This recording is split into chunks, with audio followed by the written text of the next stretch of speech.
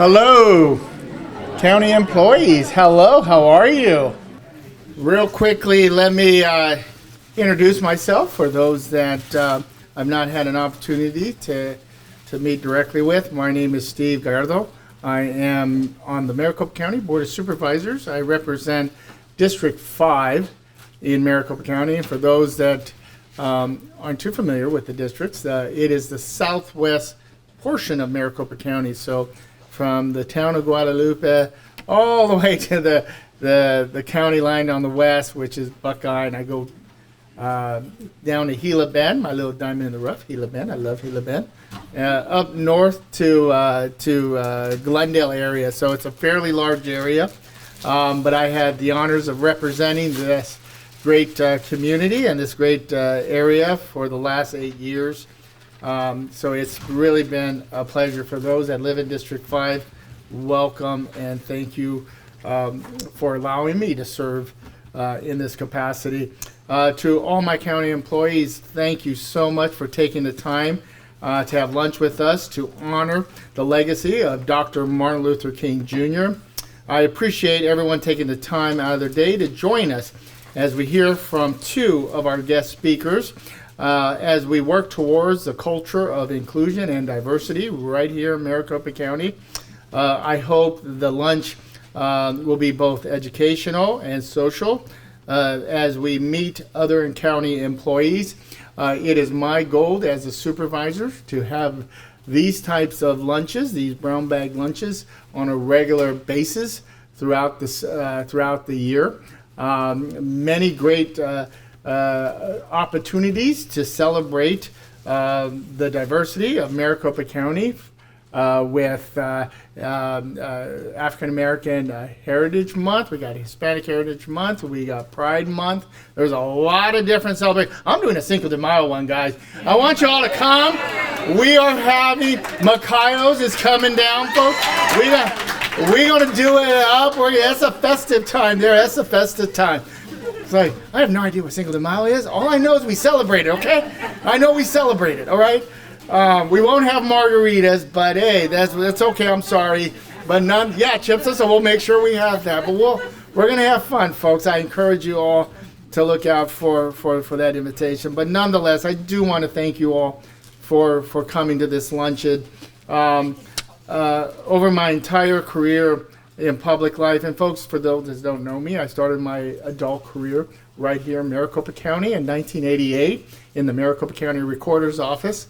Where I served in the recorder's office for 13 years, before I got this political bug. And I decided, well, I'm young and I'm single, and I don't have really too many in terms of responsibility. I'm going to take a little wild step, and I'm going to run for the legislature, and I did. And I got to meet great leaders like Miss Leah Landrum Taylor, which we'll introduce her in a few minutes, but had an opportunity to really focus on some of the challenges and issues facing many of our many of our neighborhoods in our community. Our families throughout the state of Arizona, many of our families face tremendous challenges economically and socially, and I believe it is responsibility of all levels of government to try to address many of those issues, and I do that on a regular basis. But I do believe that right here in Maricopa County and across the state, this weekend we're going to have a series of celebrations. I don't know, there's quite a few celebrations that I plan. I'm going to Tucson. I'm going to Tucson, brother. Yeah, I'm going to Tucson to celebrate Martin Luther King. So that's my first time going to Tucson. Usually I'm right here with the pastor celebrating MLK, but it's going to be a fun weekend, but I wanted to have our own celebration with our county employees right here in Maricopa County. Fridays, I know a lot of folks, have the flex time. They may not be here on Fridays, so we said, let's just try to do the Thursday right before the holidays. So for those that are, that are going to have time this weekend, 3-day weekend to spend time with our families and our friends, this is just, again, another reminder of the legacy of Dr. Martin Luther King and everything, as the pastor stated in his blessing this just a few minutes ago. Dr. Martin Luther King has meant so much, and his legacy has meant so much for us. Many of us would not be here if it wasn't for great leaders like and vision of like Dr. Martin Luther King. So that's why I thought this particular lunch was important. This is something we're going to do every year. This is going to be an annual event. Had a conversation with some folks up on the 10th floor. I said, something tells me that we're going to outgrow this room really quick, and we're going to have to find a larger location somewhere in downtown Phoenix. But hey, that's okay. I'm ready to do that as well. So thank you so much for coming to lunch. I do want to introduce our first speaker. He is just someone that many of us admire so much. Dr. Warren Stewart has served as the senior pastor of the First Institutional Baptist Church of Phoenix since 1977. He has spent his lifetime being a fierce advocate for civil rights, the care for homeless, veterans, health care for all, neighborhood and economic development, and immigration reform. He is someone that I have stood with on many different, I don't know what we call them, battles or challenges, or we call them battles, I guess. We have locked arms and fought vigorously on many of these key issues. I remember as a young person entering my adult life, when there was the battle or the struggles to create a holiday right here in the state of Arizona. It was Pastor Stewart that led the way. He was front and center on those vigorous debates and discussions at the state capitol, having the discussions with the governor and the legislature and how do we get this done. He has stood firm and marched against Sheriff Joe Arpaio, campaigned for civil rights in our community. Dr. Stewart serves as the first general chairperson for Arizona's for Martin Luther King Jr. state holiday. He also led the Victory Together Inc. I remember that one. Yeah, I remember that one. It was a broad-based coalition that campaigned for the MLK Day, which won a historic vote in November of 1992. And it was those efforts that when I was in the legislature and we were battling many of the immigration-related issues, I always remember the fact that when the challenge came before us to fight for a Martin Luther King holiday, Pastor Stewart had the coalition of broad-based folks. And I knew at that point if we were ever going to make any movement in regards to immigration, it couldn't just be the Latino community. It had to be our brothers, African American community, had to be Native American, it could be LGBT, had to be the business community, had to be everyone sitting at the table figuring out how we do this. Last September, I didn't know this, but last September, the city of Phoenix honored Dr. Stewart by renaming a portion of 12th Street in Jefferson the Warren H. Stewart Way, and well deserved. I didn't know that. I'm gonna have to drive by and look at the signs. Anyways, my fellow colleagues, it is an honor to introduce Dr. Warren H. Stewart. Dr. Stewart.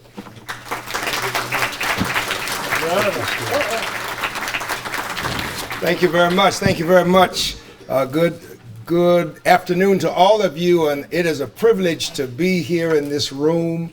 If you could see yourselves, different colors in this room, the different representatives that is here. This is what Dr. King lived, died, what he fought for. So let's give yourselves a hand, please. Thank you. Thank you.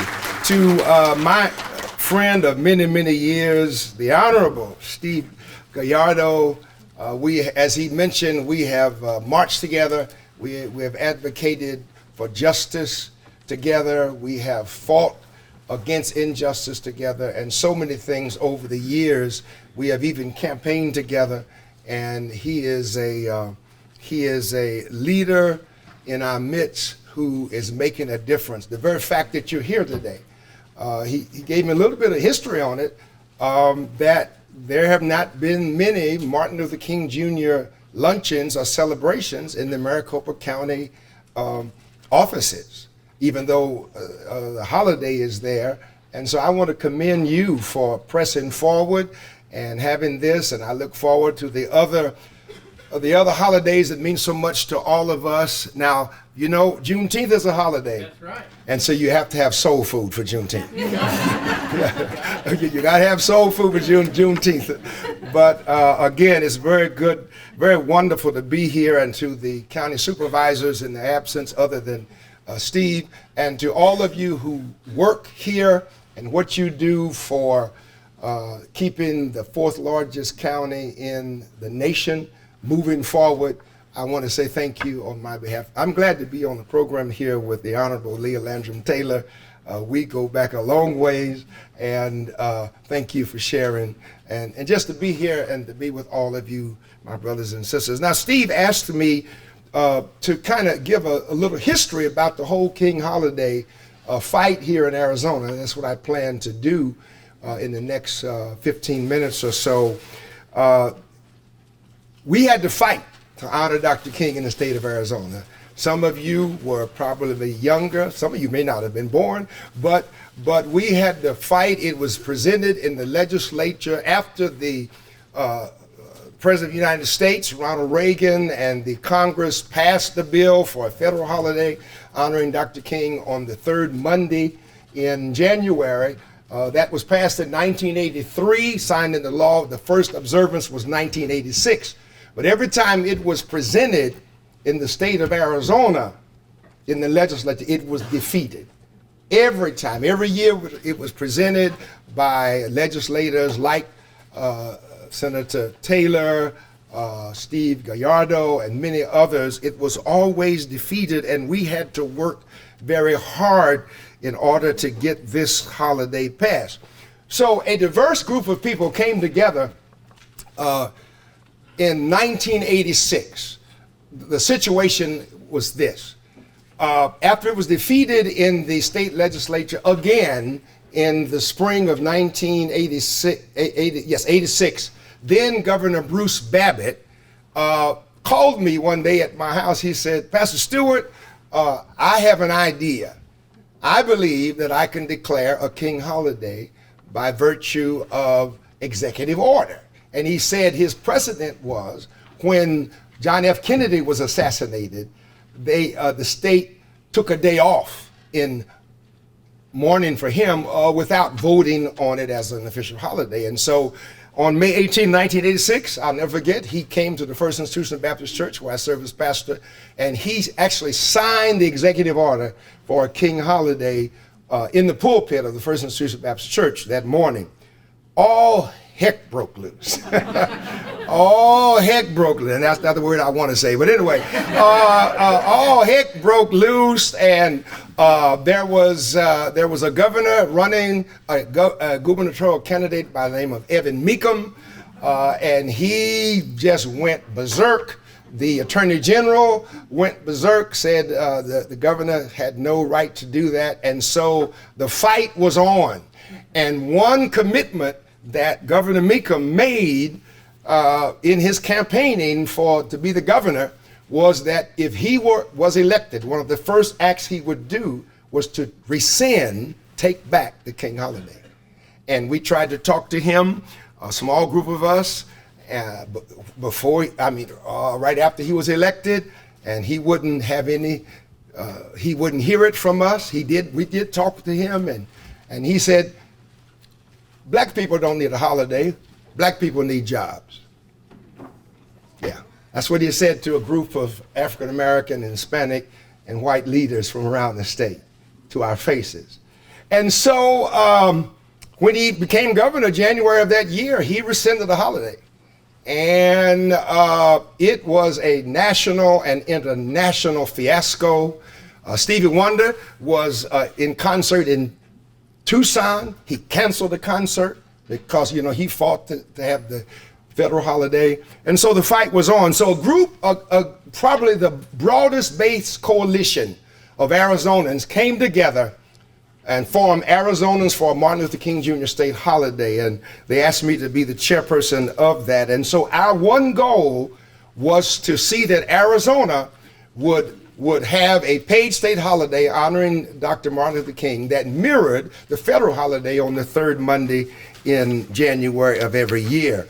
And I want to share the context of the situation in the state at that time. Arizona was divided over the King holiday for almost 20 years, from the early 1970s until the early 1990s. It was divided as a state.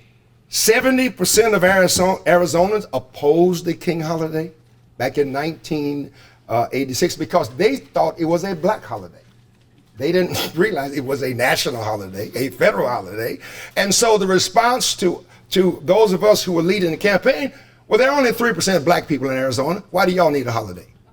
They didn't understand that it's not a black holiday. It is a federal holiday honoring the contributions of Dr. Martin Luther King Jr. We were divided politically. Democrats for, Republicans against. We were divided racially. Most black Arizonans and other people of color in favor at that time, back in the 80s. Most white Arizonans were not in favor of it. We're divided economically. Most grassroots people were for it. Most corporate, the business people, were against it. We were divided even religiously. Most mainline denominations were for it. Most conservative denominations were against it. There were three personalities that I would highlight in our fight for the King holiday. Of course, Dr. Martin Luther King Jr., who was a black Baptist pastor prophet. He made it to Arizona only one time in the flesh. He spoke for for ASU in 1964, I believe it was. Yet his impact caused so much revolution of sorts in this state for civil rights and equal rights. Former Governor Evan Meekum, he was a rural born and bred, owned a car dealership, practiced lifelong Mormonism, ran for governor 6 times, won in a confusing 3-person general election in 1986, and pledged to rescind the holiday and did rescind the holiday. And then there was yours truly, who was asked to lead the Arizonans for Martin Luther King state holiday. So that was the context back then. But some of that is very similar to what's going on now. Our nation, our state, our county is very divided. We're divided as a state. We're divided as a nation with bitter, divisive, partisan politics putting at risk U.S. democracy as we've known it. We have a divided world made up of the haves and have-nots, with global peace at risk, at least relationally, ideologically. We are divided globally and nationally, even as religious people, morally, theologically, politically, as it relates to race relations and freedom of religion and all other kind of rights.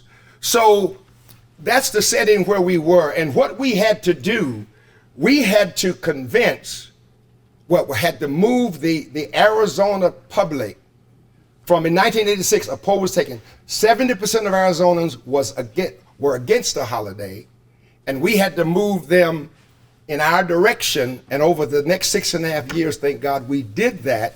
And when it was finally won on November the 3rd, 1992, it was overwhelmingly voted by a vote of the people, and we had the King holiday. Can we thank God for that? Can you applaud that effort? So we literally moved people 100 points in our direction, but it took education. So there are 8 lessons that I want to share with you as I come to a close. There are 8 lessons that I learned from our victory together. And that was the name of the final coalition that we started after the defeat of the holiday in November of 1990. The state defeated 2 different propositions, 2 different versions of it. And the state was in a deep funk. I mean, people were just depressed after we lost the holiday, lost those elections. And so we tried one more time, and we formed Victory Together for Martin Luther King Jr. State Holiday in 1990. And so we worked for the next 2 years and campaigned, again, with the broadest based coalition I believe that has ever existed in the state of Arizona. So here are the 8 lessons I learned that can help you wherever you are. Lesson number 1 is leadership under fire. That if you are a leader, you have to understand that you should be a leader on fire with passion and purpose, but you will be a person under fire, because everybody will not agree with what you believe, will not agree with maybe your message or your method. So I learned that we had to be leaders under fire, on fire and under fire by our critics, most of whom were unjustified. The second lesson I learned, Steve, is keep focused. Keep focused. Having a broad-based coalition like we did of Democrats, Republicans, independents, straight, gay, conservative, moderate, liberals, grassroots, business people, educated, uneducated, all different colors, all ethnicities. We had to make sure that the coalition kept its one focus, and our one focus was to have a Arizona holiday mirroring the federal holiday on the 3rd Monday in January. So we had to keep focused. We had to make sure, as you get different people in the room, that they don't dilute your purpose or your focus. And even though there were politics going on outside of our purpose, Republican politics, Democrat politics, we had to make sure when we met as a coalition, there was one purpose, and that was to get that King holiday. So keep focused. Third is broaden your base of support. If 70% of the people in 1986 were against the holidays, then that means we needed more people for it. And so one of the lessons we learned to broaden our base of support, to get as many people who understood who Martin Luther King Jr. was, what he stood for, and what he did for this nation, and get them on the bandwagon with us. Lesson 4 is educate, enlighten, and inspire. Educate, enlighten, and inspire. That's what we had to do to educate the Arizona public that it's not a black holiday. What I would tell people as I spoke around the state is that as George Washington was in the 18th century, when he led the revolution where we became a nation, as Abraham Lincoln in the 19th century changed this nation when he emancipated the slaves and fought the Civil War, Dr. King was a revolutionary in the 20th century when he led this country to move to live out what it claims in its Constitution and the Pledge of Allegiance of the flag. So we had to educate, enlighten, and inspire. 5, stick with principles. Every one of us has principles, and every coalition, every organization, your offices, where you work, the Maricopa County Supervisor should have principles and values. You should, no matter how hard you fight, you should always stick with your principles. They should never change. Maybe methods change, but not your principles should change.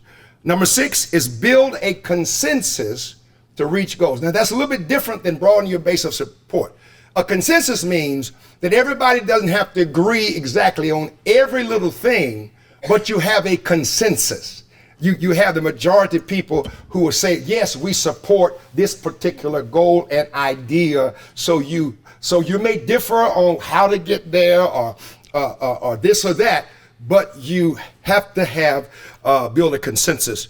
Number 7, don't give up and persevere. Trust me, and I know they can attest, Steve and Leah can attest, and others, Brother Fentress and others who were there in the fight, that there were many times we wanted to give up. Even after we lost the 2 propositions in 1990, I was basically done. I said, the people of Arizona have spoken. They don't want to honor Dr. King. They've spoken.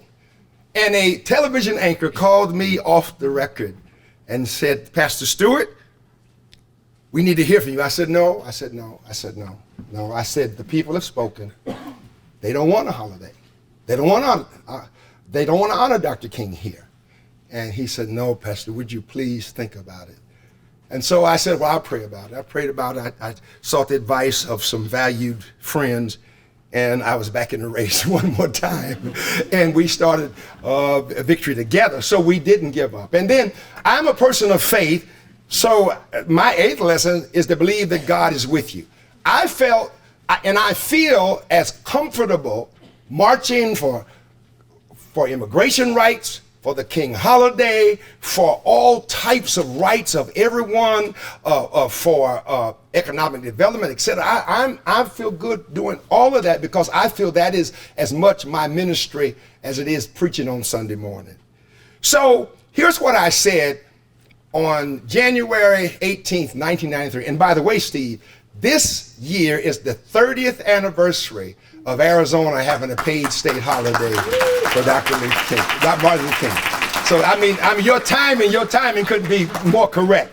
But we filled what was then the America West Arena with 19,000 people. It was brand new at the time. Stevie Wonder was there. Rosa Parks was there. It was a great occasion to celebrate for the first time. And my final message to Arizona that day was this: now let's move from symbol to substance as it relates to human and civil rights and equal opportunity for all people created equal under God. Again, now let's move from symbol to substance as it relates to human and civil rights and equal opportunity for all people created equal under God. You see, the holiday is just a symbol. But the substance of what Dr. King fought for is so important. And I leave you with 5 areas that I would say would be the substance of Dr. King's legacy in Arizona.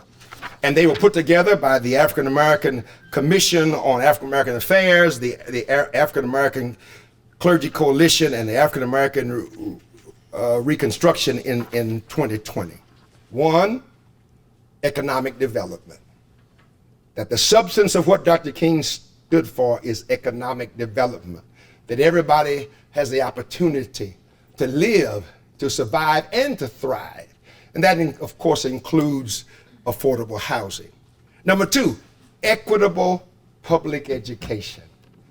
Our public education system is horrendously unfair to poor people, to people of color, to people in the inner city. You go into some of our suburbs, some of the elementary schools look like college campuses. You go into inner cities of Phoenix and Tucson, and you say, what is that a school? So equitable public education. 3, community policing and fair justice. A group of us met with the former Maricopa County Attorney General, Bill Montgomery, years ago. And he admitted to us that his data showed in the Maricopa County Attorney's office that black people are arrested at 3 times the rate of everyone else. They are prosecuted at 3 times the rate of everyone else.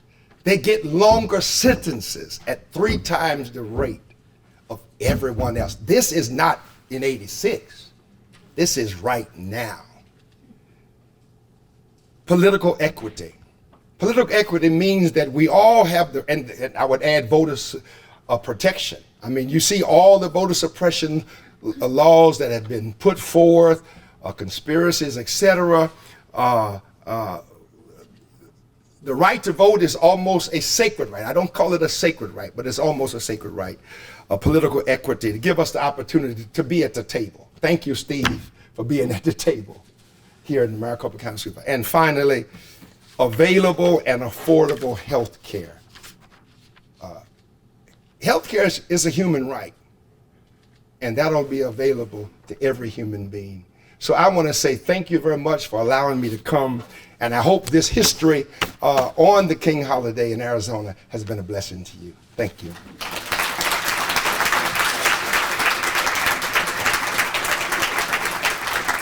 Thank you, Pastor Stewart. Appreciate it. You have always just been a leader that all of us look up to and follow, and we continue to just be inspired with your day-to-day actions. Our second guest, real quickly, is someone I got to know right when I got into the legislature. I was a young kid. I took a leave of absence here in Maricopa County.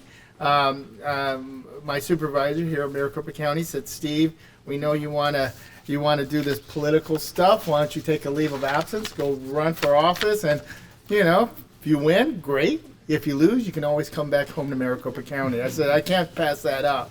So I decided, and I ran for public office, and it was a little naive at the time because I thought I was going to change the world. I was ready to change the world. I'm still ready to change the world. But I wanted to really go in there and advocate for the issues that were near and dear to my heart. One, of course, is voting rights. I came from the elections department, near and dear to my heart, especially now.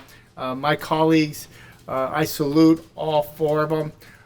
They are of the opposite party of mine, but I cannot admire more courageous four individuals that have stood up against the attacks that they have stood up just for the protection of our democracy and the right to vote. So if you ever see any of my colleagues walking the halls, please thank them. It could have been very easy for them to say, I am giving up. I am not going to deal with it, but they stood firm. They continue to stand firm, and I couldn't be more honored to serve with the four of them right now on the County Board of Supervisors. I would invite them, but there's this, we have to always be careful because we have these open meeting laws, and we can't be seen together. And it's so hard for us to do stuff together, but it's okay. They know about it. We're taping it for them, so they can watch as well. So please, my colleagues couldn't be more honored to serve with them. With us was someone I met at the legislature. When I got there, you were in the Senate. You were in the House, but when I got elected, you had moved over to the Senate. Leah Landrum served in the legislature for 16 years, first in the House of Representatives from 1999 to 2007, and then the Senate from 2007 to 2015. During her time in the legislature, Ms. Landrum Taylor created the African American Legislative Days, which many of us participate, and it still carries on. Senator Landrum Taylor was the Democratic leader. She is a businesswoman, an educator, a wife, a mother. She is one that continues to be active in our community. She is a dear friend. Her and I partnered up with so many different issues when they were trying to build another oil refinery right in South Phoenix. I knew it was coming, and I remember I was talking to Leah. I said, Leah, they're talking about building an oil refinery. I already know where they want to put it. It's right in the middle of a neighborhood of a low-income area. And sure enough, but we pushed back, we fought. She has stood firm against the attacks on our voting system, an advocate for housing, number one issue facing our families across the state of Arizona, including Maricopa County. Families are locked out of that American dream, owning a home. They're locked out of even renting an apartment. So many of our families are moving in together. Housing, number one issue. My colleagues in Maricopa County has spent a lot of money in trying to help folks not only stay in their homes, but get them into new housing. So keep that in mind, folks, as you move forward. I'm not trying to play politics, but it is the reality. It is across the board. It's across the state of Arizona. Housing, number one issue. Leah has been such a great advocate in that area as well. So let me just turn it right over to Senator Leah Landrum Taylor, who is now in the administration, and her and I were talking yesterday. There's some other stuff coming down for her, but we look forward to it. Come on.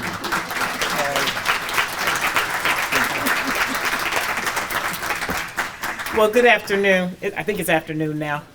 So I just want to first off say, thank you to my dear friend, Supervisor Gallardo. Yes, we've been in some fights. There's been times we've even fought with each other. But you know what? It was all for the right things.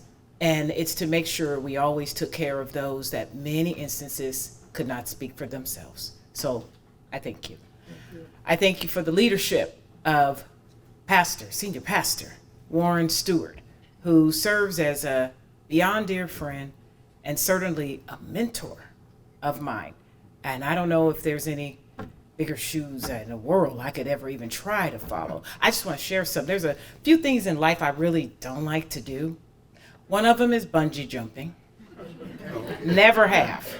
Another one is speaking behind Pastor Warren Stewart. So I will just say that for the record. But again, thank you to Maricopa County for opening up, allowing this opportunity for us to be here. The Martin Luther King holiday is really, really a special day, personally, as well. As a third generation native of Arizona, and seeing what our state had to go through. I mean, the years that, you'd say, I'm from Phoenix. Yeah, under your breath. And you really wanted to be proud and talk about it. All the beautiful seniors, Sedona, South Mountain, all these wonderful things. We have the largest municipal park in the world right in the backyard. But you'd say Arizona. And everybody would be like, oh my goodness, you're from there. And during the time that Pastor Stewart was talking about the historical landmark and going over everything that he was just discussing, I was still a student in college. And I had an opportunity, because when Supervisor Gallardo said I had served in the legislature for 16 years, because I'm standing here 30 years old here right now, today is my, I'm thinking about all the things, as you move through life and what are you doing? And when I got into college, and I can remember, I'm a political scientist as well. So politics is something always been very fascinating to me. In school, social studies, all that. I just loved understanding about government and how it all worked. I actually collect constitutions, if that, shows just how corny I am at these things. But when I was in graduate school and I had an opportunity to pick what my thesis subject was going to be, I thought long and hard about it. And then I came up with the answer. It was pretty quick. The Martin Luther King holiday controversy here in my state, when politics becomes theater. That is what my focus was. So I had a chance. I can remember. He may not even remember. When I called and I said, I want to find out what's going on. I want to have an opportunity to interview and to talk to some of the players that are a part of all this that's going on. And he invited me to a meeting. And I was I remember being very young, sitting there, taking my notes, getting ready for my paper. And as I was moving along throughout this thesis, one of the things we always need to remember and never forget, our state, we are a tough state. Arizona has some tough folks in it. We really do, in a good way, because we won't give up. I mean, we are desert strong. Don't tell us nothing. All right, a sororo cactus? Yep, that's us, all right? So when you think about it. But one of the things is, as we rolled along and we were focusing on all of this, we can never forget what our state did. We were the only state in the nation that had to vote on the Martin Luther King holiday controversy.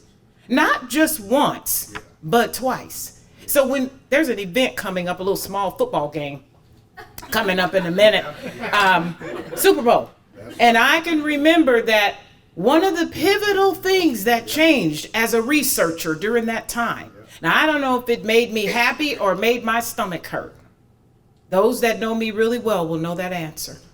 When I found out that really it was because the Super Bowl was getting ready to pull out and say, we are not coming to that state that is not honoring the Martin Luther King holiday.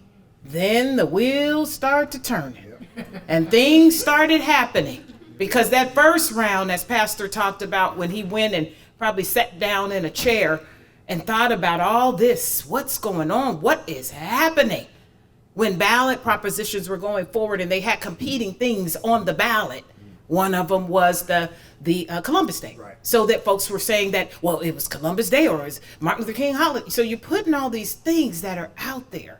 So coming from a perspective of the young lady at the time in the room that was taking the notes, and I can remember when they invited me in a room to talk with Evan Meekum.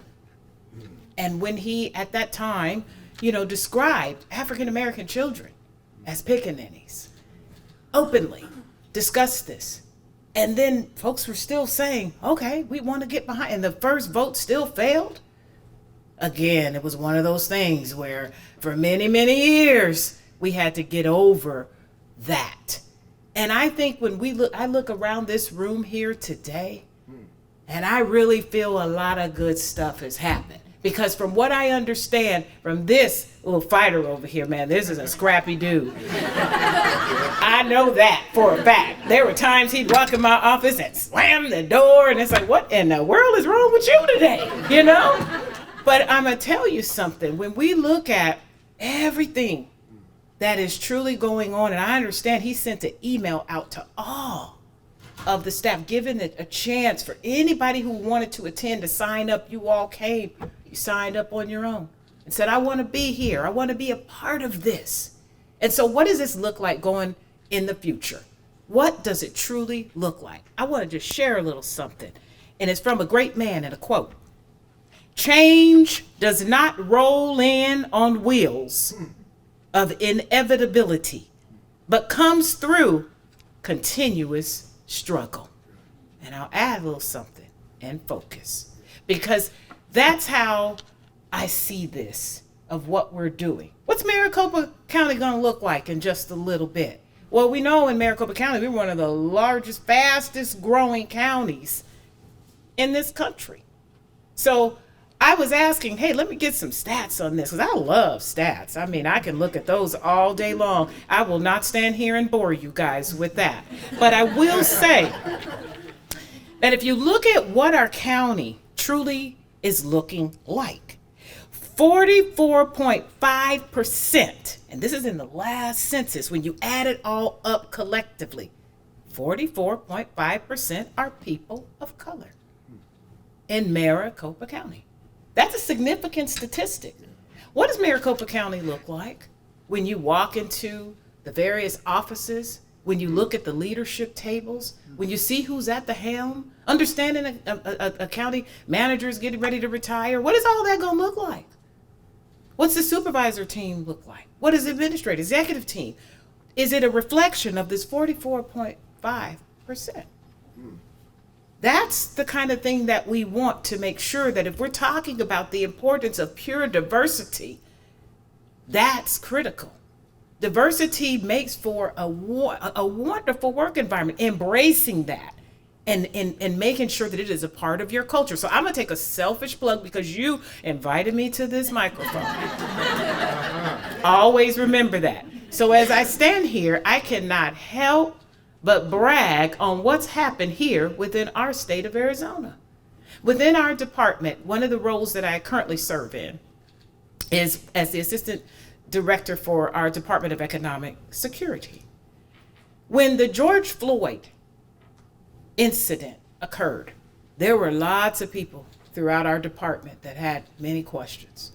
What is this all going to look like? You know, how are we moving forward? You know, we need to start doing something in order to make sure that this is a great place, you know, to be, to work. What is that going to look like?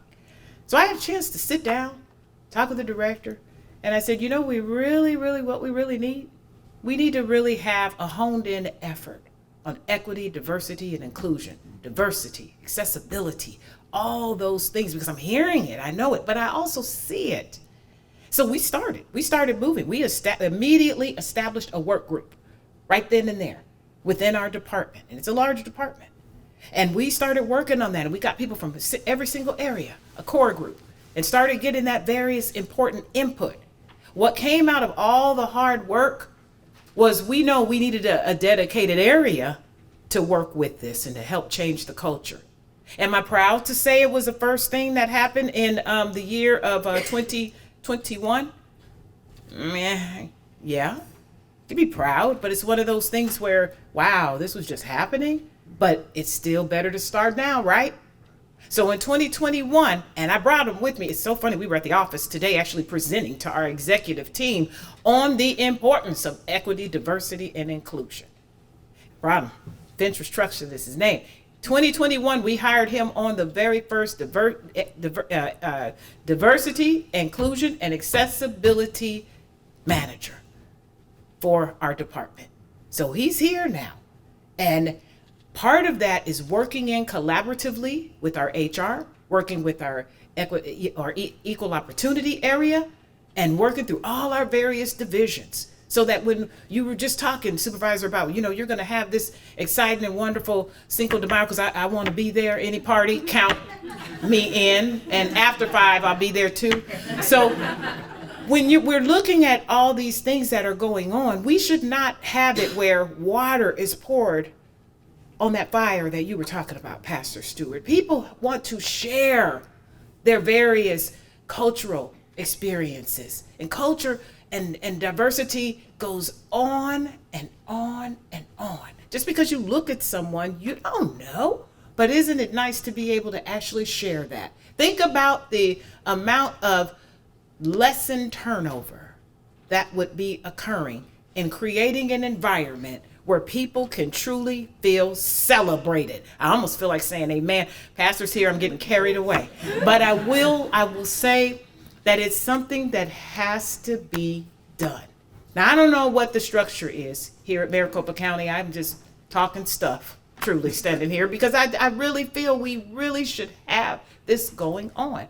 But certainly if it is an area that is not as developed yet, we would be happy in any way to assist as a model of how it can be done. I want to thank you again for being here. And at any time, if you all need our assistance, you have some champions in this room.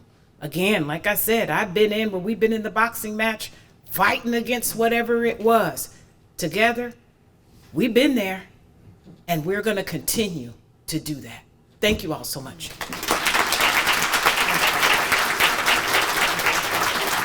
Thank you, Leah. Folks, thank you so much for coming out. This is a series of lunches we're going to continue to have throughout the year. It's something I want to regularly do, celebrate the diversity of Maricopa County.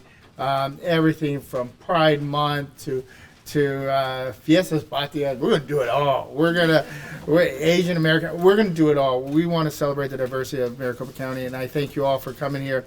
I know this is kind of a small room. I was thinking the other day, I said, what other room does Maricopa County own? What does Maricopa County own that's fairly large? And I thought about it. We own a baseball stadium right down the street. We'll go over there. We got Chase Field. I never thought about it. I kept thinking, like, what's around in Maricopa County, downtown? I'm thinking convention. I was like, man, we have a baseball stadium. What am I thinking? But anyways, thank you all for coming. Thank you, Pastor Stewart, Leah Landrum. Thank you so much for being part of this. We're going to continue to have these types of lunches where we can just sit down, break bread, socialize, talk, and maybe we'll have them with just to have, but definitely celebrate the diversity of Maricopa County. Thank you all for coming out, and enjoy the weekend. Enjoy the weekend.